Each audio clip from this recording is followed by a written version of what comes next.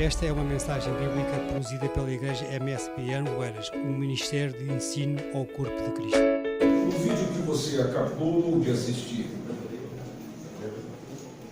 retrata um momento de quando Martinho Lutero colocou nas portas da igreja de Wittenberg, 31 de outubro de 1517, as 95 teses, das quais fizeram com que a reforma protestante, qual na próxima terça-feira será comemorado seus 500 anos, fosse uma realidade.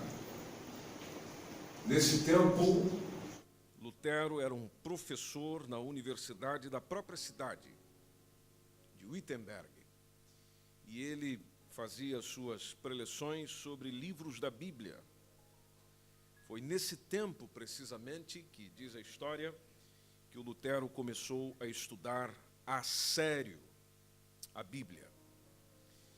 E na Epístola de Paulo aos Romanos, ele descobriu a frase que está no capítulo 1 e o versículo 17, quando diz: o justo viverá pela fé. E estas palavras nunca deixaram de retinir aos ouvidos de Lutero. Lutero foi transferido para uma vila de mais ou menos 2.500 habitantes, e foi neste lugar que ele começou estudando com muita seriedade 2 livros da Bíblia, que é a Epístola de Paulo aos Romanos e a Epístola de Paulo aos Gálatas. Por mais de 4 anos é que Lutero trabalhou em Wittenberg sem romper com a igreja. Tornou-se um líder da sua ordem, muito ocupado com a administração desta própria igreja. As suas lições, as suas preleções da universidade a qual ele ministrava tinham uma nova orientação, tinha uma dinâmica diferenciada. O Lutero partilhava mais da explicação com aplicação. Não ficava apenas nas repetições dos padres, na repetição dos doutores da época. Não, ele explicava e aplicava a verdade bíblica para as pessoas do seu tempo. Naturalmente, para aquela época, isto faria com que as próprias pessoas tivessem mais interesse em ouvi-lo. Então, essas pregações atraíram estudantes, a própria universidade, pessoas da cidade que vinham para ouvir as preleções de Lutero. E ele pregava muito, pregava com uma notável simplicidade e, ao mesmo tempo, com o poder de uma nova verdade descoberta. Porque quando nós nos envolvemos com a palavra de Deus e vamos descobrindo as suas verdades, essas verdades nos inundem de uma forma em que transmiti-la se torna com maior capacidade de vivência, de experiência, e não simplesmente de repetições. E assim foi com o próprio Lutero. E numa localidade bem próxima de onde ele estava, Wittenberg, nesse mesmo ano, o ano de 1517, apareceu um homem, por nome Tetzel. E este homem, ele veio até essa cidade para vender indulgências que estavam sendo, na época, emitidas pelo próprio Papa. A indulgência tem a ver com clemência, com tolerância, com perdão. Então, quando a pessoa comprava uma indulgência, ela recebia perdão. Então, de diversos lugares veio muita gente ali. As pessoas vieram comprar essas indulgências. Essa gente pensava que, em virtude da forte propaganda de Tetzel, acreditavam na sua mercadoria e compravam. Lutero, como servia na função de padre, monge, então ele ouvia as confissões das pessoas. E dentro das confissões ele foi percebendo que o tráfico de indulgências estava desviando o povo do ensino a respeito de Deus, a respeito do pecado. E isso ia enfraquecendo a vida moral das pessoas. Isso ia enfraquecendo a confiança das pessoas na própria palavra do Senhor. Então ele decide enfrentar o erro. Ele decide enfrentar o abuso. E em 31 de outubro de 1517, era a véspera de dia de Todos os Santos, quando uma enorme multidão comparecia à igreja do castelo, na cidade de Wittenberg. Aí Lutero colocou às portas dessa igreja as 95 teses que tratavam desse caso das indulgências, porque as teses negavam, e você pode ter acesso a elas, elas estão disponíveis, elas negavam esse poder da igreja de ser mediadora entre o homem e entre Deus, de conferir perdão aos pecadores, como se o Papa ou a igreja tivesse alguma possibilidade disso. Aí, enquanto as cópias dessas teses eram distribuídas por toda a Alemanha, à medida em que elas eram impressas e chegava a maior quantidade de pessoas, então o Papa Leão X começou a agir contra esse monge rebelde. Em primeiro lugar, ele intimou Lutero a ir até Roma, o que naturalmente, conforme o contexto da época, significava uma morte certa. Mas tem um homem por nome Frederico III. Frederico, que era um príncipe da Saxônia, Alemanha, protegeu Lutero, no caso de que, defendendo o caso, no sentido de que qualquer situação que tivesse que resolver não seria em Roma, seria na própria Alemanha. E a partir disso foram seguindo as conferências com os legados do Papa, que não conseguiram remover Lutero do seu ponto de vista. Ninguém fazia com que esse homem chegasse e retratasse daquilo que ele estava defendendo nas suas teses. E debatendo, por exemplo, na cidade de Leipzig, com um dos defensores da própria igreja, ele declarou que aquilo que ele dizia e aquilo que ele defendia era resultado dos estudos que ele fizera. E as suas conclusões eram que o Papa não tinha autoridade divina, que os concílios eclesiásticos que foram acontecendo durante a história da igreja, eles não eram infalíveis. E isso significou um rompimento definitivo, irrevogável, com a própria igreja. E em agosto de 1520, estava-se publicando na Alemanha a bula papal excomungando Lutero. E, inclusive, a própria bula obrigava aos simpatizantes, aos seguidores de Lutero, a retratarem as suas heresias dentro de 60 dias. E ainda determinava que, se eles não o fizessem, então seriam tratados como hereges. E tratar como hereges, ou serem tratados como hereges nesse tempo, é a mesma coisa que dizer que eles estavam condenados à morte. Então o Lutero é excomungado e é trazido diante de uma assembleia. Essa assembleia é chamada de Dieta. E o Papa publicou a terrível sentença final, excomungando Lutero, condenando todas as penalidades consequentes dessas heresias, das quais diziam que Lutero afirmava. Então, o caso, para ter realmente validade, para a bula papal ter efeito, ela precisaria de um aval do poder civil. E para ter o aval do poder civil, precisava participar de uma outra assembleia, ou a chamada de dieta. Só que dessa vez uma dieta imperial, uma assembleia imperial. Queria se reunir nesse mesmo ano, 1521, em Worms. Citado a comparecer diante da dieta imperial, o Lutero, certo de que estava marchando à morte, ele enfrentou isso destemidamente. Lutero ganhara rapidamente numerosos amigos numerosos simpatizantes, incontáveis seguidores de todas as classes do povo, e desde os nobres até os cidadãos, os homens de cultura, e entre os ricos e os pobres. Nesse tempo, quando ele vai diante dessa dieta, dessa Assembleia Imperial, Lutero é um líder de um forte partido nacional que exigia uma igreja livre dos grilhões ou das aflições de Roma, ou seja, ele exigia uma igreja reformada.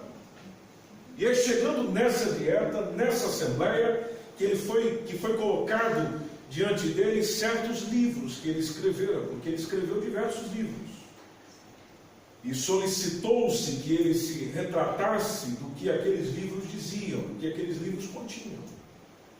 O dia seguinte, após essa proposta, foi a vez de ele apresentar a sua defesa.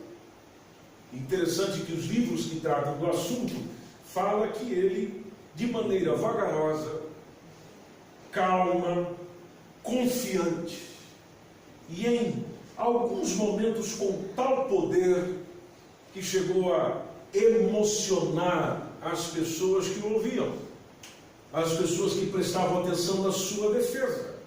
E na sua defesa, ele recusou modificar a sua posição. Como ele estava diante de uma dieta ou assembleia civil, e o imperador da época se fazia presente nela, o imperador, por intermédio de um oficial, perguntou-lhe se ele estava disposto a se retratar de tudo aquilo, daquilo que ele escreveu, daquilo que ele dissera. E a resposta de Lutero foi interessantíssima e com palavras poderosíssimas. Quando a expressão dele foi: olha, é impossível retratar, a não ser que me provem que eu estou laborando em erro, pelo testemunho das Escrituras. Me mostrem, é a mesma coisa que dizer, me mostrem pela Bíblia que eu estou errado, ou uma razão evidente que evidencia o meu erro. Eu não posso, dizia Lutero, confiar nas decisões de concílios. Eu não posso confiar nas decisões de papas, pois é evidente que eles não somente têm errado, mas eles têm contraditado uns aos outros. Eles vivem em contradição. E diz Lutero: a minha consciência está alicerçada na palavra de Deus e não é seguro e nem honesto agir contra a consciência de alguém. E ele finaliza dizendo: que Deus me ajude. Amém. A partir disso, a dieta ou a assembleia se tornou uma grande confusão. Aí, sob a pressão do imperador, proclamou-se um edito. O edito de Worms, que punha Lutero fora da lei e decretava a destruição de todos os seus simpatizantes, de todos os seguidores, de todos aqueles que tinham alguma simpatia pelas suas pregações, pelas suas afirmações, pelas suas teses, por aquilo que ele defendia.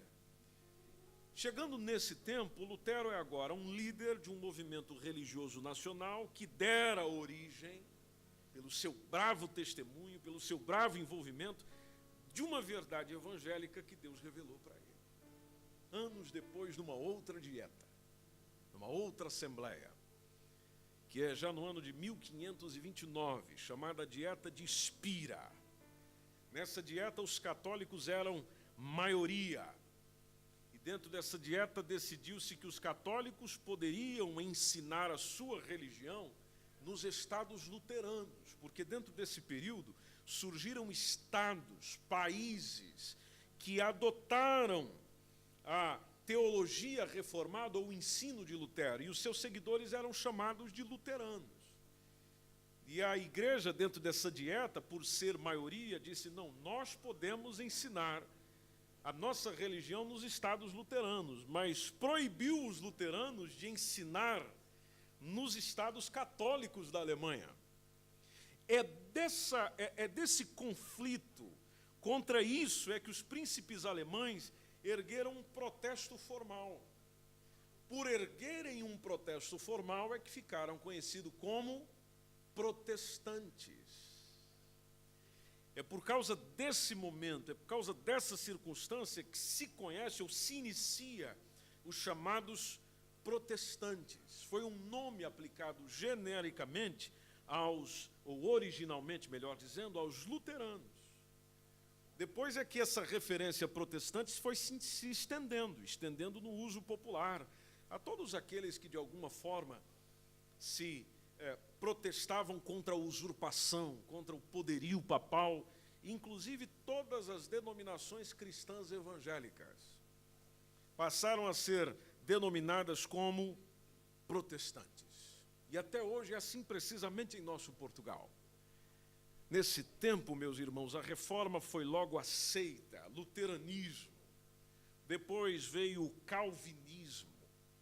Se você olhar para a história, existiam já os anabatistas. Anabatistas são anteriores até a Lutero.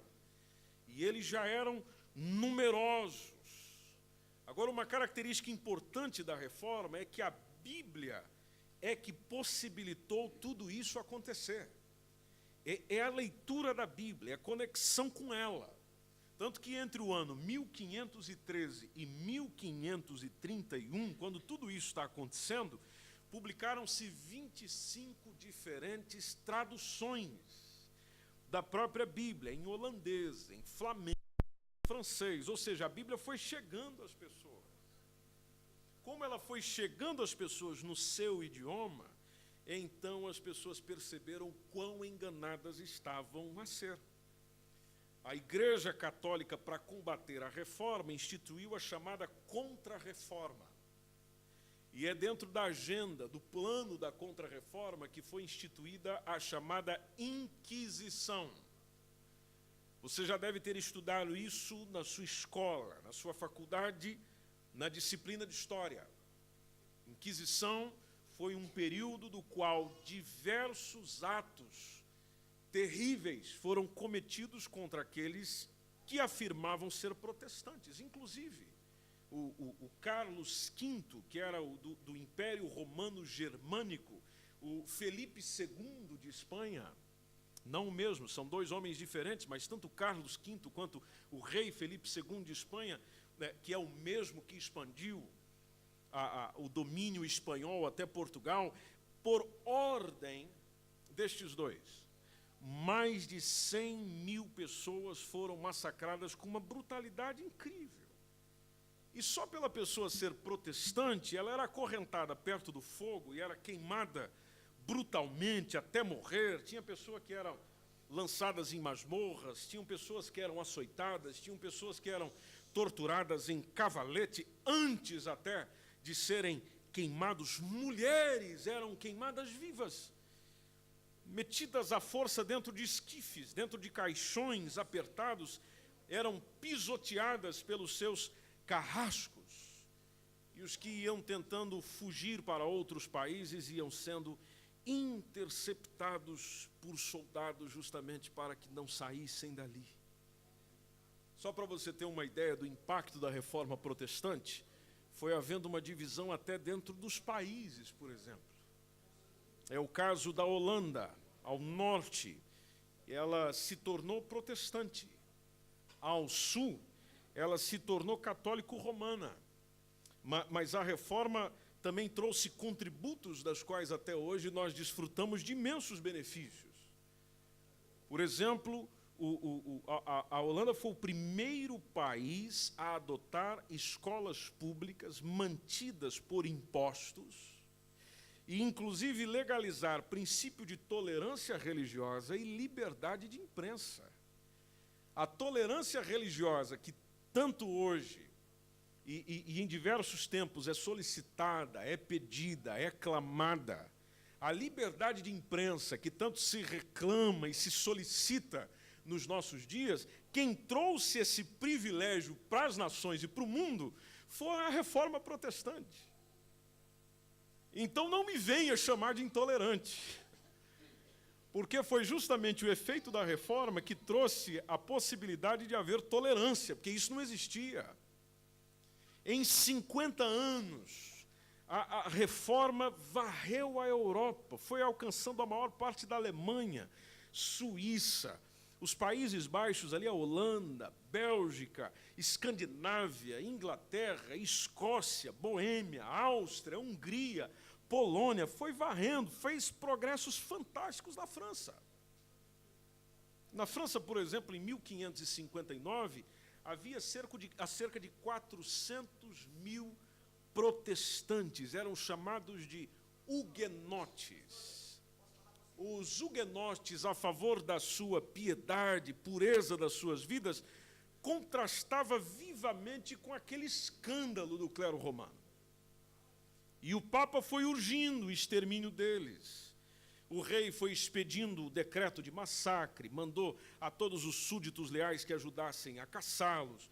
Os jesuítas saíram percorrendo a França, persuadindo seus fiéis a empunhar armas para destruí-los, e assim, seguidos pelos agentes do próprio Papa, reuniram-se ocultamente, muitas vezes em adegas, à meia-noite, só para pegar os protestantes e exterminá-los.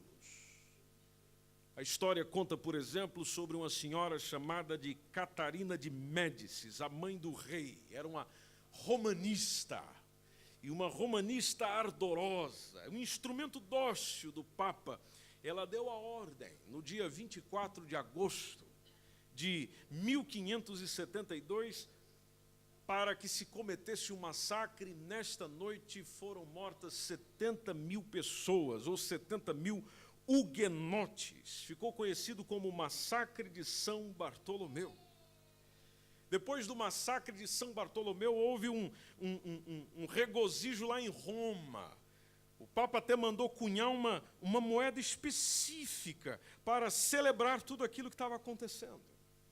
E tudo isso está na história. Tem gente que não gosta de ouvir, tem gente que não concorda, tem gente que acha que não foi assim, mas está tudo registrado, está tudo evidente, está tudo claro.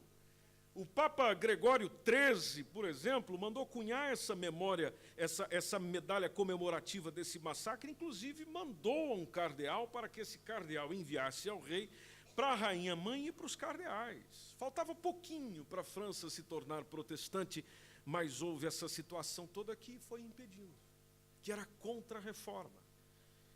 Na Áustria, na Hungria, por exemplo, já que tudo isso aconteceu, mais da metade da população se tornou,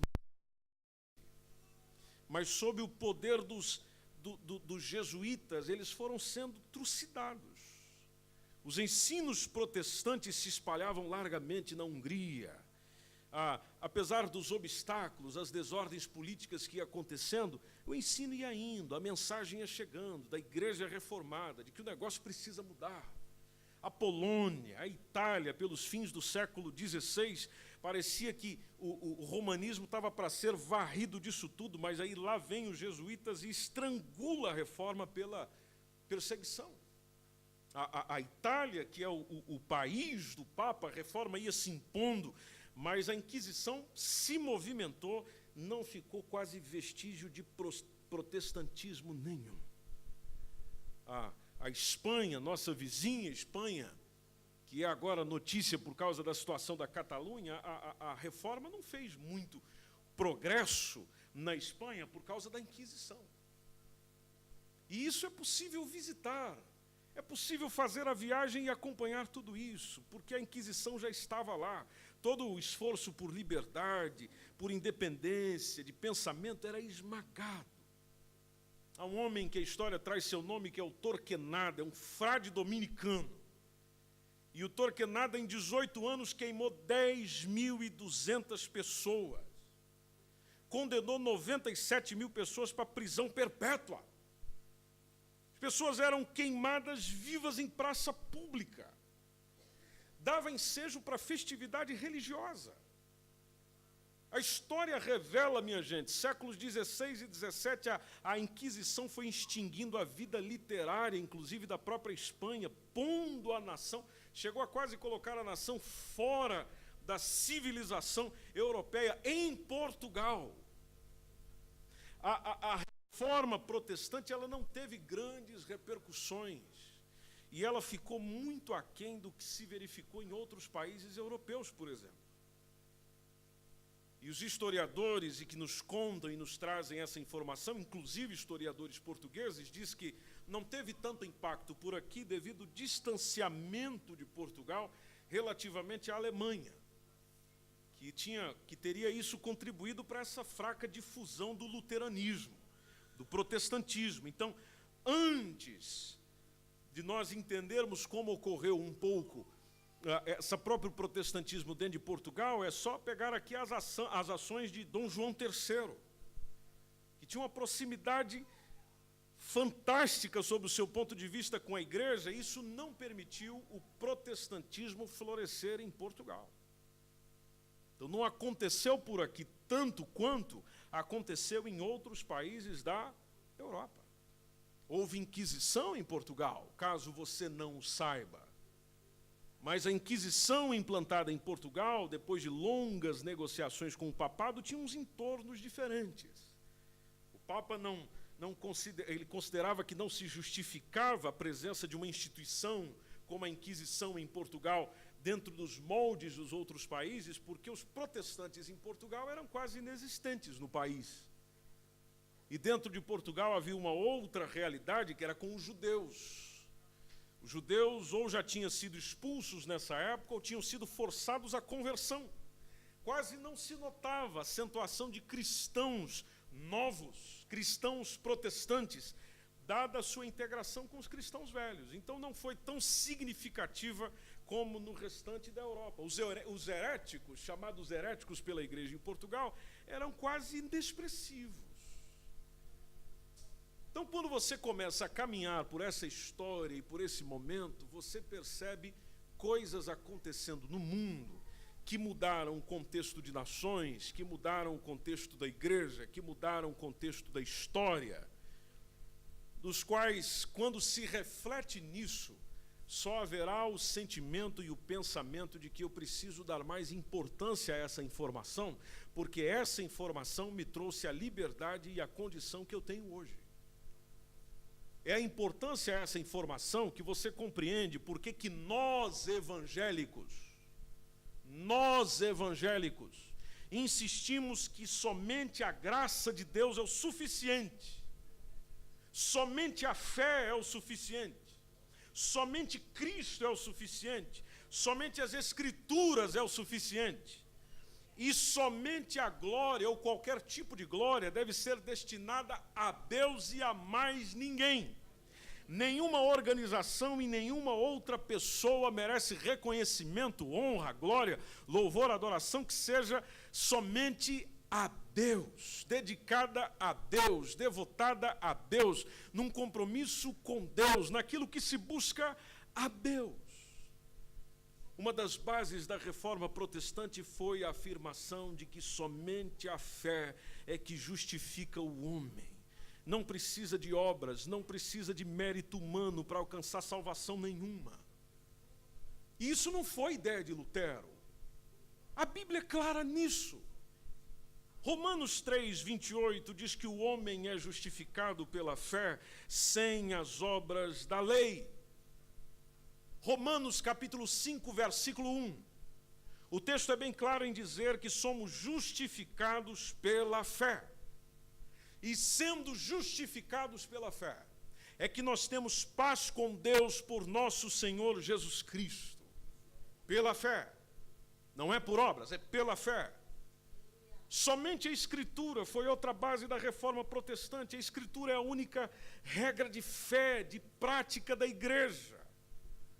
A Escritura, ou a Bíblia, é inspirada pelo próprio Deus, é possuidora de autoridade, de inerrância, de clareza, de necessidade, de suficiência. E isso não veio da cabeça de Lutero. Isso veio do próprio Jesus Cristo. Quando ele mesmo diz em Mateus 22:29, Jesus inclusive falou para quem estava do seu lado: vocês erram, porque vocês não conhecem as Escrituras, nem o poder de Deus. João 5:39, o próprio Jesus diz: olha, examinem as Escrituras, Porque vós cuidais ter nela a vida eterna, e são elas que de mim testificam. Escrituras. O próprio Jesus disse em João 7,38, quem crê em mim, como diz a Escritura. Jesus não falou quem crê em mim, como diz o fulano de tal. Jesus não falou quem crê em mim, como diz a igreja.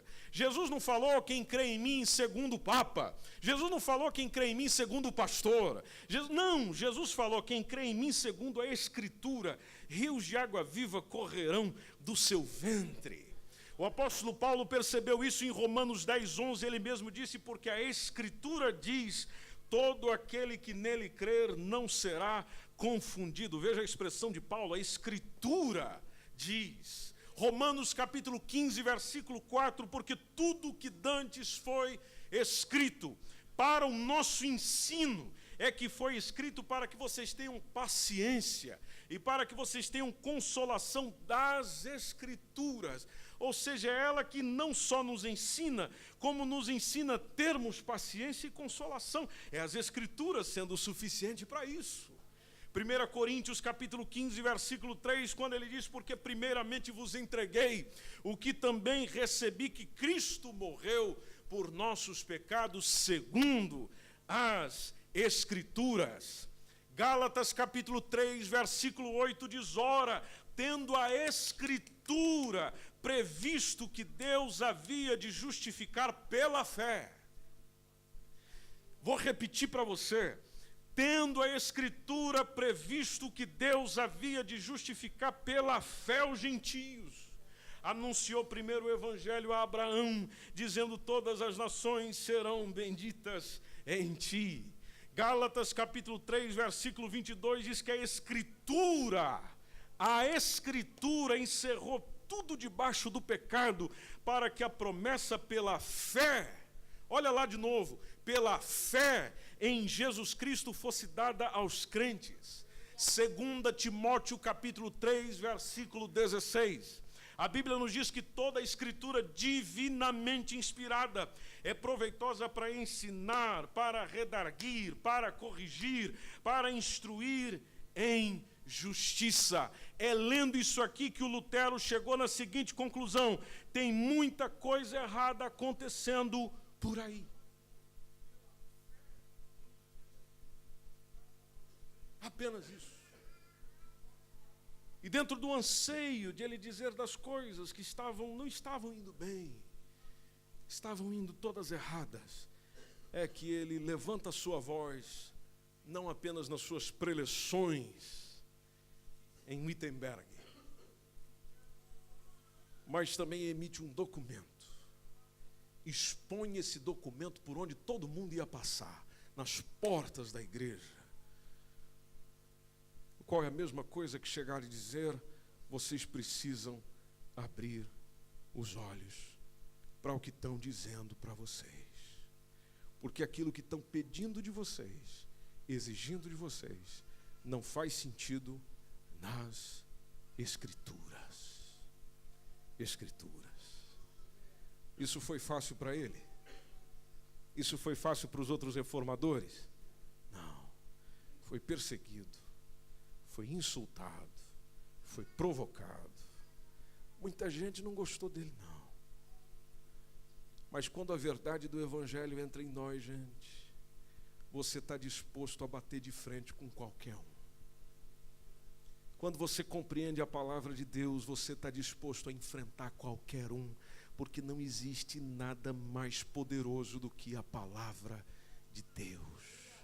Não existe homem mais poderoso do que a palavra de Deus. Não existe organização mais poderosa que possa sobrepor a palavra de Deus. Ela é viva, ela é eficaz, ela cumpre o propósito para o qual veio. Palavra de Deus. Por isso, terça-feira é um dia para nós agradecermos ao Senhor por tudo o que aconteceu. Porque tudo o que aconteceu deu possibilidade de abrir os nossos olhos. E até hoje, a Escritura continua a ser o meio, o caminho do qual os nossos olhos podem abrir. Você pensa que nós não precisamos de uma nova reforma? Precisamos. Inclusive no meio evangélico. Inclusive no meio evangélico. Inclusive entre as igrejas protestantes. Agora, sabe como é que isso vai acontecer? Pela palavra de Deus. Não é pelo que você pensa. Não é pelo que você acha. É pela palavra de Deus. Encha-se de palavra de Deus. E você terá condições não só de reformar, não, mas de transformar a tua vida e abrir espaço para que outras sejam transformadas também. Você pode estar em pé. Nós vamos agradecer ao Senhor. Há muito por agradecer.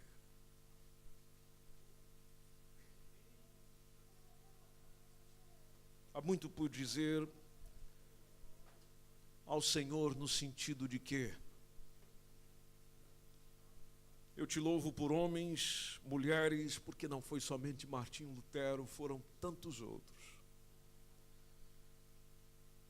que deram tudo o que tinham, abriram mão da sua fama, abriram mão da sua importância, abriram mão dos seus cargos, abriram mão talvez dos seus sonhos, para esclarecer pessoas, abrir os olhos das pessoas. E se isso de alguma forma lhe chama, se isso de alguma forma lhe diz alguma coisa importante, por que você não ser o Martinho Lutero e tantos outros reformadores e pré-reformadores e pós-reformadores dos seus dias, do seu século, do seu tempo? Por que não ser? Por isso, nessa oração, você mesmo pode dizer: Senhor, me ajude, me use nas tuas mãos. Em primeiro lugar, com a tua palavra.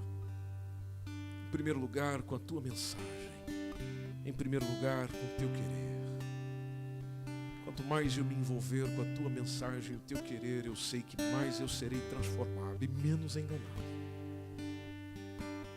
Menos enganado. Porque Jesus é o suficiente para mim. Jesus é suficiente para mim. Jesus é suficiente para mim. A palavra de Deus, as Escrituras é o suficiente para mim. A graça do Senhor é o suficiente para mim. A fé é o suficiente para eu alcançar a salvação.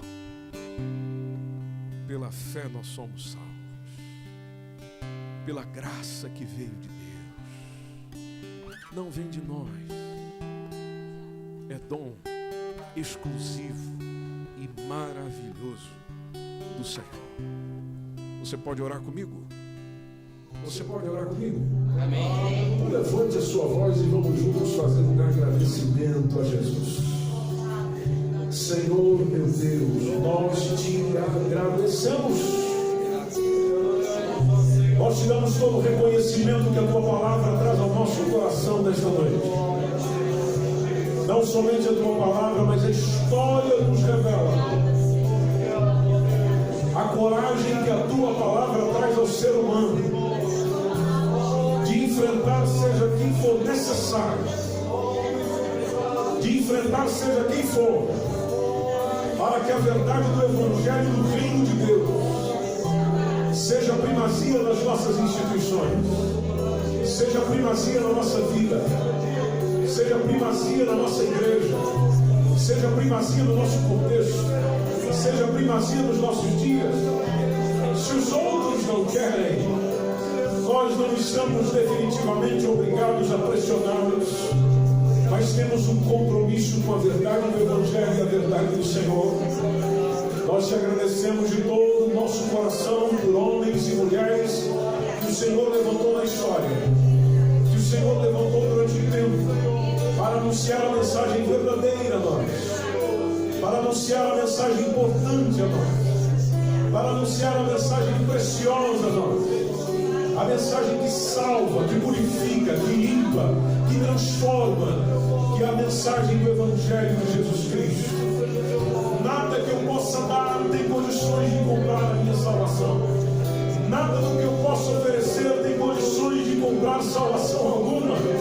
Ela foi dada de graça, pela graça, e assumida pela fé no Filho de Deus. Que assim continue a acontecer no nosso coração. Que assim continue a acontecer entre nós. Que assim continue a acontecer na nossa nação. Tudo para a honra, glória, louvor e adoração do teu santo nome, em o nome de Jesus. Se você puder, aplauda o Senhor. Essa foi mais uma mensagem da Igreja MSBN Oeiras. Siga-nos nas nossas redes sociais, Facebook, Instagram e também pelo nosso canal no YouTube. Acesse nosso site msbnportugal.com.